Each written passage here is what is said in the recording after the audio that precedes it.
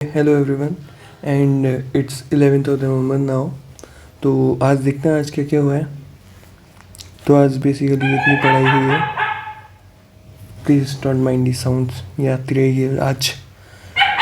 तो 7 घंटे की पढ़ाई हुई है मेरी, और इसको 1.5 पे देखना। तो आज देखते हैं आज के क्या है। आज सबसे पहले तो मैंने जो 5 पेपर की एनालिसिस रह गई थी मेरी कल, जो मैं बता रहा था विद नोट्स, वो मैंने पूरी करी है। उसमें काफ़ी टाइम लग गया बट वो बहुत हेल्पफुल एक्सरसाइज है, तो करनी चाहिए, वो मैंने की है। उसके बाद जो 11th पेपर था, मतलब आज जो पेपर लगना था वो मैंने लगाया।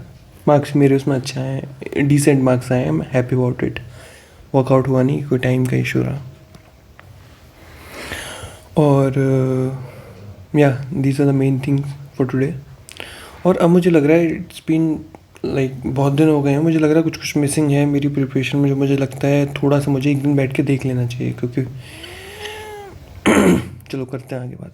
पहले ये देख लेते हैं कल क्या करना है। कल सबसे पहले एक तो पेपर सॉल्व करूँगा मैं, ठीक है। और जो फिर 2 पेपर हो जाएंगे, जो कल का दिया था जो आज का दिया था, उसके एनालिसिस करूँगा। कल थोड़ा कम ही पढ़ूँगा मैं, अभी से मतलब बता दे रहा हूँ मैं। उसका रीज़न क्या है, मैं I am taking a break to see what has to be done in coming weeks. मतलब थोड़ा सा मुझे लगता है कि मुझे रुक के थोड़ा प्लान कर लेना चाहिए, है ना, क्योंकि अभी तो बहुत चीज़ें डिस्क्रीट हो रखी हैं इधर उधर, तो वो वाली चीज़ है। And I think I need to strategize better because I am missing out some of the things, ऐसा मुझे लग रहा है। क्योंकि अभी प्री का भी स्टार्ट होने वाला है 17 तारीख से, तो उसका भी फिर उसमें भी डेली टारगेट्स आएंगे। तो उससे पहले मैं सोच रहा हूँ कुछ चीज़ें अपनी सॉर्ट आउट कर लूँ, है ना। कुछ चीज़ें पहले से ही प्लान में ऐसे डली होनी चाहिए जिससे कि I don't need to strategize later, तो फिर प्रॉब्लम होगी मुझे। तो कल का मैं अपना आधा दिन तो इसमें देने वाला हूँ। तो कल मैं थोड़ा कम ही पढ़ूँगा बट बिजी पूरे दिन रहूँगा, because I need to sort out all my old notes जो मैंने लास्ट ईयर बनाए थे अलग अलग सब्जेक्ट्स के लिए, ठीक है। अरेंज करने नोट्स मुझे, जैसे हिस्ट्री का हो गया, एंशिएंट मिडिवल मॉडर्न का। तो जो मॉडर्न के फाउंडेशन वाले थे, और उसके बाद जो रिवीजन वाले नोट्स थे वो भी रखे हुए हैं। एक बुक मॉडर्न की जो मैं सोच रखा है उसको पढ़ना है, उसके भी नोट्स बनाने हैं, और मैं भी हाईलाइट करके उसी पे रिवाइज करूँगा। आई डोंट नो जो क्या करना है। एंशिएंट का तो काफ़ी डिस्क्रीटेड मामला ऑलरेडी है, ठीक है। तो उसमें बहुत पिकी रहना पड़ेगा, और कुछ ही चीज़ें हैं जिनको बार बार रिवाइज करना पड़ेगा।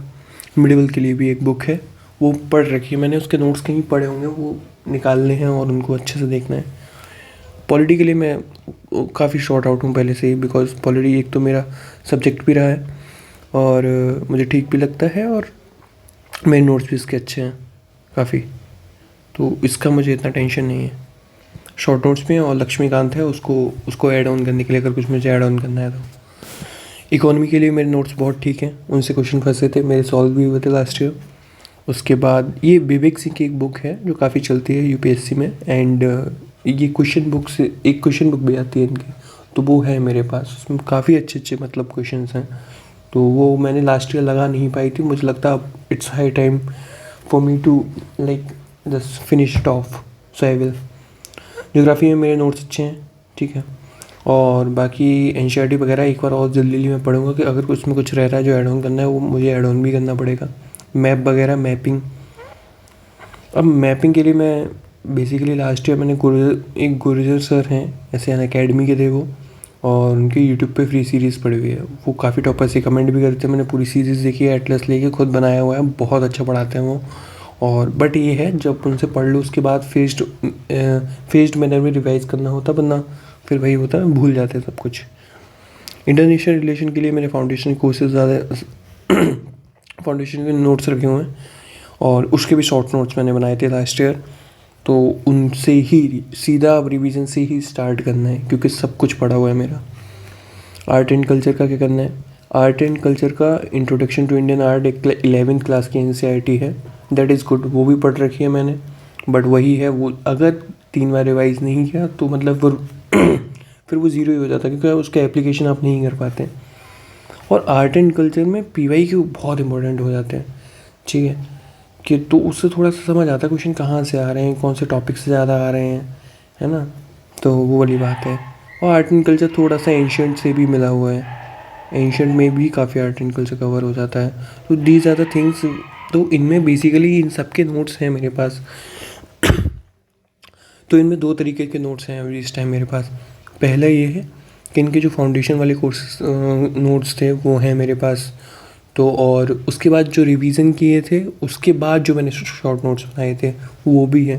सो I have to arrange all them up, जिससे कि ऐसा ना हो कि मैं डुप्लीकेट करूँ किसी रिसोर्स को, है ना, दोबारा नोट्स बनाने बैठ जाऊँ, दोबारा कुछ करने बैठ जाऊँ जो ऑलरेडी मेरे पास बना है। So I should revise more rather than making some new notes. तो इस बात का मुझे थोड़ा सा याद रखना है, प्लीज़ माइंड। उसके बाद I need to take out the tests of last year सारे टेस्ट नहीं लगा पाए थे मैंने, और जितने भी लगाए थे उसमें काफ़ियों की एनालिसिस नहीं कर पाई थी।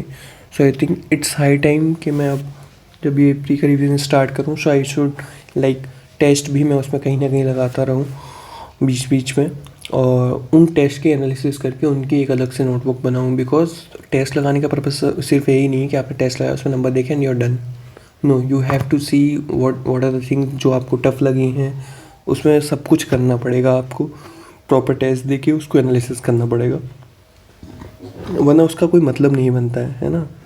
तो इसलिए मुझे वो टेस्ट भी निकाल के उनके नोट्स जल्दी से जल्दी, क्योंकि अभी इस साल की जो टेस्ट सीरीज़ आएगी उसके ऑलरेडी काफ़ी टेस्ट हो जाएंगे, तो इससे पहले ये सब बर्डन मेरे पे आए उससे पहले मैं उनको निपटा लेता हूँ, ठीक है।